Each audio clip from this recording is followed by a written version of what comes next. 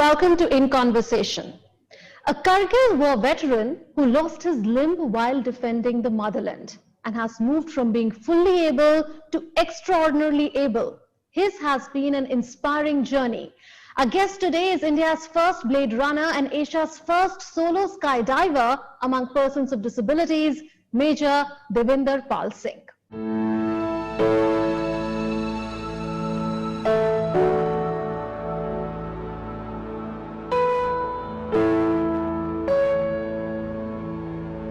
I got commissioned in 97 December and 15th of July 99 I got injured. To me, it was never that something wrong has happened with me. If I wish to be independent, then I have to, do a lot of activities which is actually out of my comfort zone.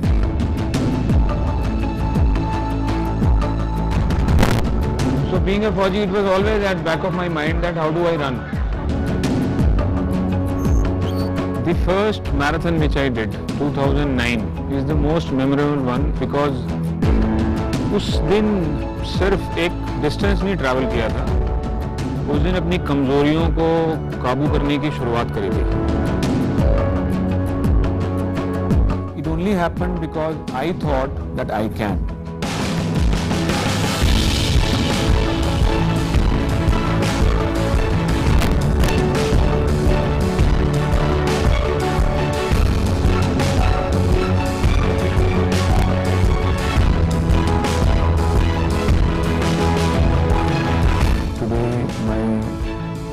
Biggest of loss, my shortcoming became my strongest of strength.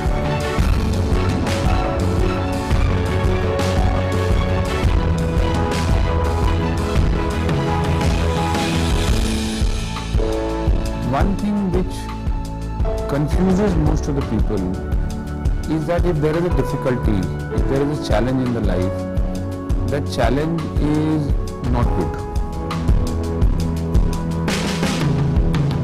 जिंदगी में दूसरों के ऊपर जीतना इतना मुश्किल नहीं है जितना अपने ऊपर जीतना है. I might be slow, but I'll keep my flow. I won't stop till I reach the top.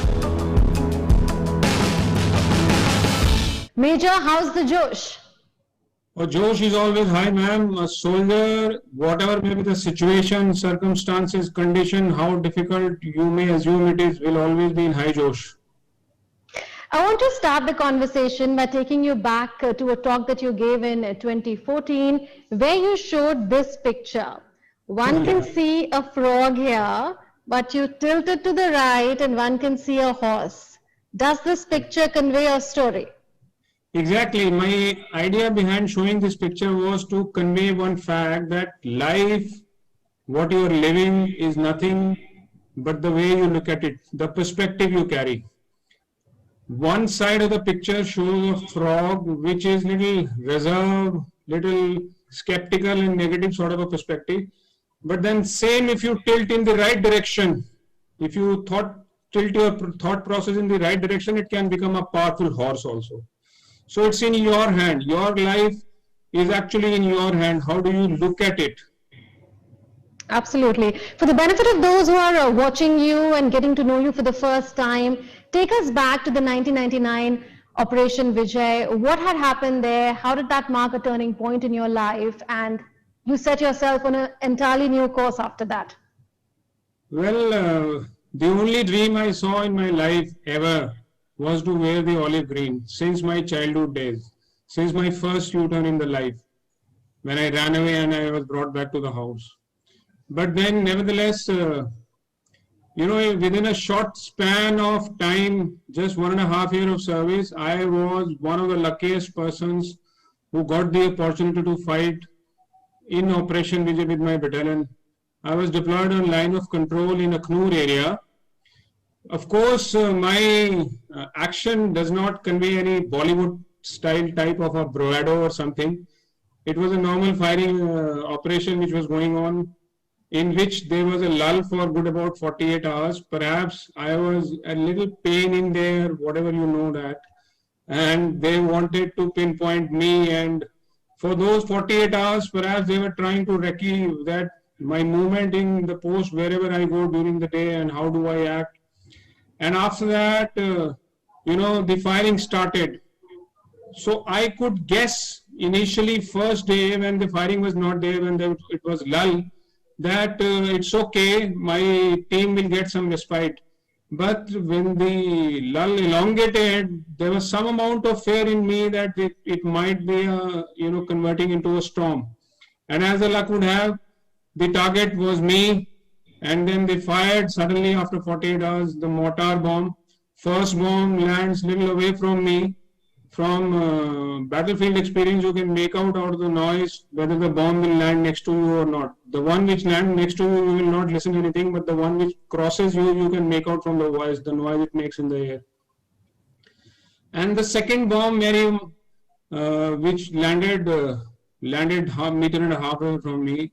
So they did, of course, a little bit of correction that exactly where am I and pinpointed while firing the next bomb. The bomb, as per the teaching, the mortar bomb, as per the teaching, conveys the fact that from the point of impact, 8-meter dia is the killing zone. But then, I always joke around, then they could not find a bullet on which DP Singh was written. And then they tried something like to whomsoever it may concern, a parabolic trajectory of bomb type of a scenario. And they wasted that ammunition also. Courtesy my team, which evacuated me, the brave soldiers of 7 Dogra Battalion, who evacuated me playing on their life, and courtesy Colonel Rajinder Singh, who was a senior specialist anesthesiologist present in that small hospital, that after being received and declared as dead by the surgeon, he did not give up. He revived me and he gave me a new life. So today, I owe my life to my battalion soldiers, 7 Dogra soldiers, Colonel Rajinder Singh, and numerous Indians, irrespective of caste, creed, color, religion, and whatever, who gave blood to me. The sense of humor also is quite admirable, besides, of course, your life, which is so inspirational. So how did Blade Running start? Well, that has a different long story, because after serving for good about 10 years, I was on medical reasons, I stepped out of the army. And after coming out, I realized that a soldier who had given his life is being now questioned for his ability. When I looked around, the people have a different perspective towards persons with disability. As a soldier, I could not digest that fact. And what, as a soldier, I have learned is to speak back in the form of action. There is no amount of conferences, seminars, and gyan and lectures can change the perspective. But action on ground can convey strongly a message that ability is a state of mind. So I decided to act in a manner which is considered as the most difficult for somebody who doesn't have a leg. Running is, of course, a difficult part. Many people don't run in their life. Running 21 kilometers without a leg, I felt that people will not be able to imagine such thing happening done by an amputee. So what if I do that, the most difficult for an amputee? It will convey the strongest of message about the ability, about that perspective which they are carrying towards persons with disability, that it is something which is related to the bad karma, the wrong deeds and stuff like that. Actually there was a confusion in me that how, as a soldier who had fought in the war, can get injured and lose a leg is because of the bad karma. Gita says that slain you attain heaven, victorious you rule the world, is something for the soldier. So as a soldier, if I lost a leg, it can't be because of bad karma. It is something for a higher purpose. And that higher purpose got conveyed in the form of that action. When I wrote the history on 2009 November, when I ran the first 21K with a leg which was not supposed to be used for running perspective. But then it happened, and that started the journey later on as a Blade Runner and on high altitude and whatnot. That's remarkable. With the kind of journey you've had, have words like attitude, challenge, success, and failure acquired a totally different meaning for you? You see, in my opinion, a challenge or a difficulty or a tough situation is being given to a chosen person. Why? Because nobody in this earth, in this world, on this earth, has actually attained something remarkable without undergoing a challenging situation. So if you are about to attain something remarkable, you have to undergo a challenging situation. So if you are going a challenging situation, if you look at it from a different angle, that means something remarkable is lined up already for you. So isn't it something beautiful for someone who is undergoing a challenging situation? Why are we detesting that it is tough for me? Oh, I am a chosen one. That's why that tough thing has been given to me, so that I can prove the worth and improve my abilities, internal strength, and then come up to the level where that crown can be given to me, a beautiful, better life. So it's a fact that only the chosen one, the luckiest one, get the challenging situation. It's interesting that you don't just keep this philosophy to yourself, but you also transmit it to others. You founded a group called the Challenging Ones, where you reach out to amputees, you support them, you help them get into sports. Tell us about that. First run I ran in 2009 with an artificial leg, which was not supposed to be used for running. In fact, the gadgets, the artificial knee and foot which I use, it is suggested that one should not use it for, in one go longer than 5 to 7 kilometers, otherwise it may damage the product. And the confusion was that shall I wait and, get something better where the product don't get damaged, or shall I do something where the damage on my image is being taken care of? So who cares about the product, right? And I did that.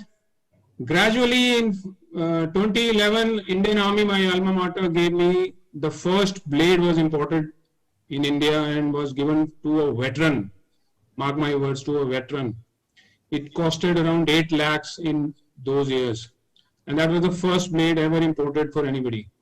Now after running that first blade run in 2011, I realized that it is not happening, a fluke is not happening. It is possible. That was my 4th half marathon. And it is possible, if for me, then it can be possible for anybody in India, around India, outside India, wherever, any amputee. So that was the moment when I stepped in. I realized that it's now high time. I share this perspective, this attitude with others like me, my friends, my brothers and sisters who have lost a limb of our country, so that they can understand the fact that they are no more challenged. They are rather challengers. That's why the name is the Challenging Ones. They can challenge anybody without a leg, without 2 legs. If I am able to run 5, 10, 21 kilometers vis-a-vis somebody who is having full body intact, who is more able? That's a fact got conveyed to them, and then they realize, oh, they are the chosen ones. They can lead a life beautifully. And this is what is Challenging One doing with them. Such a positive perspective that is, and it's remarkable that you are spreading this message to a lot of people. You have challenged the challenges, you have the same fire in your belly. Does your training as a soldier also help you? Exactly. Indian Army training is actually something which teaches you how to push your mental and physical strength limits. When we undergo the commando training, it is nothing but to let you understand that the breaking point which you feel is there for your body or mind is actually not the fact. The breaking point can be extended to any limit. It's in your hand. So the soldier is trained for all such scenario. If I am something today, I owe it to my background as a Sikhism and my training as a soldier. It's interesting that you say that, because I have come across some people who tend to lose faith in difficult times. What keeps your faith alive in life, in yourself, and in God? Well, if you read my book, Grit, the Major Story, you come to know that what type of a childhood I have undergone. When I mentioned the first U-turn, that was under pressure. I ran away from the home thinking that something beautiful is somewhere different, at a different place. But then I realized that that's why I call it my first U-turn. That I was brought back to the home, and while getting back home, I realized that accepting the reality is the first and foremost, the most important fact in progressing in your life. Unless you accept that, you will not be able to progress. So I stood there, I stayed there, and I realized that this is the place where I have to mark my worth by my ability. And then I got connected with Gurudwara Sahib, and I realized that what my history is, powerful history where Gurus have given the whole family sacrifice for the sake of others, for the service of others. Now in front of such powerful history, what have I done? Nil beta sannata, nothing. I mean, if I start crying over losing leg or having injuries all over my body, that's very shameful, a blot on my history, not only my history as a Sikhism, but blot on the history of Indian Armed Forces. You name a person in the army who has sacrificed his life for the sake of country, including the families who got affected. The type of aura they carry is humongous, incomparable. So when you have such powerful stories to read up to look up to relate to, it's very embarrassing that you cry over your shallow injuries. So that is the strength from where I attain something to do better in life. You have suggested that inspiring stories should be part of education curriculum. You also said that our society should be inclusive in the true sense. Will such steps help in making people resilient in general and also remove both extremes, discrimination as well as excessive sympathy for those with disabilities? Exactly. You see, every human being is different. When I face an audience, at times I ask a question, how many of you can cook? So there are hardly 40%, 50% who raise hand. Then I ask a different question, how many of you can drive? Again, the answer is similarly 40 to 50%. So those who know, they are able. But those who don't know, do you call them disabled? Unable is what, disabled? No, they are different. But all of us stay together, mixed with each other, with the equality and same respect and value system. So why a different perspective for person with disability? He is having some restrictions, but he is having a lot of abilities also in a different manner.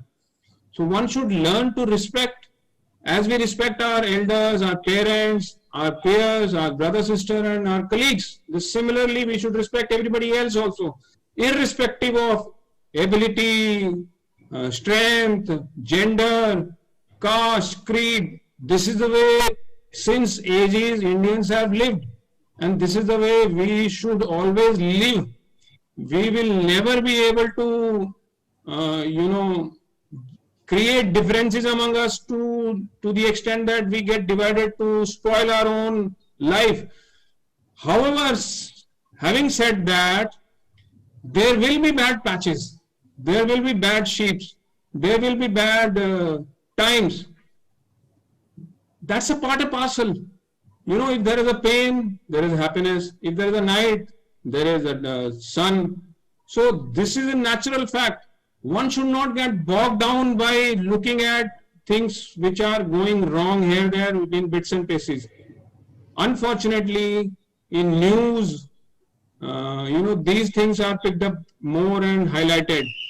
But if you look at it, there are, look around yourself, you will find various such stories of human values, of health, of caring for each other. So goodness is also in numbers available all around us. So one should not get bogged down by, small bits and pieces. That's what I wish to convey, and I hope, and I have the full faith that these patches will come will unite us again together and will make us live better. You say that you won't stop till you reach the top. What is the top for Major DP Singh? So that's a little philosophical also again, because I believe top is nothing but whether it is heaven or hell. Till you are alive, life must go on. And life goes on when you keep progressing. Every birthday, when you celebrate by doing a cake cutting ceremony, there should be something to feel good about that in last 1 year I've done something worth. So that's the progress, keeps on happening till you finally sleep forever. Top is only one. Major, who are the people without whom you would not have been who you are? Everybody around me, whether they helped me or whether they left me in the time of need, I convey my gratitude to all of them. Because those who held my hand, they did their work, my gratitude and thanks for them. Those who did not, they also let me find my own ways and improve on my abilities. So this way or that way, everybody has helped me. I could not have been what I am had all those people who are being lined up in the line in the type of a storyline in my life story with a purpose. They did their task, and I am thankful to all of them, and I mean it. God bless all of them. In the lockdown, most of us spent time indoors working from home. What did you do? Staying indoors is something which is tough for me. And it did take a little toll on my health, because doing physical activity for me is a must, because that's the way I keep all my body organs active. Resting is not the solution for an injured body like me.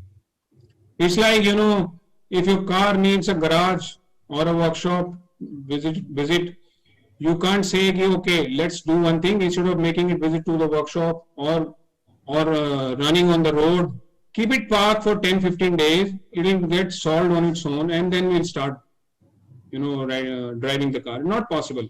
Body and mind is also like that.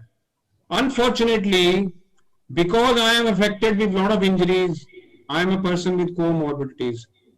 So it was a call, self-style call taken by me that I should get enclosed in my 4 walls of the room, should not step out, take care of all the precautions which have been suggested by the doctors, by the government, and logically which should be done.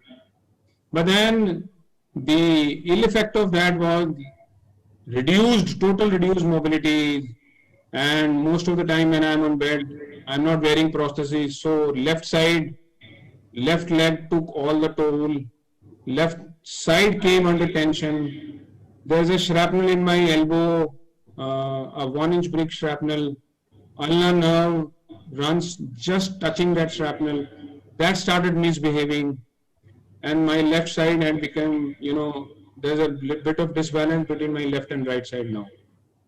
So that's the side effect of the reality. But then what should we do now? The fact is, the choice was between taking precautions and following the guidelines, which was a must, or expose yourself as a person with comorbidities and exposed to a more dangerous situation. I chose the first option as a logical person. Now the side effects are supposed to be taken care of, so I have started pushing my limits again, started doing exercises, running. I picked up now recently cycling also.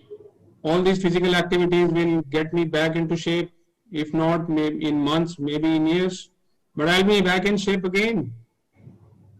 That's your most familiar self, out on the roads, cycling, running, so on and so forth.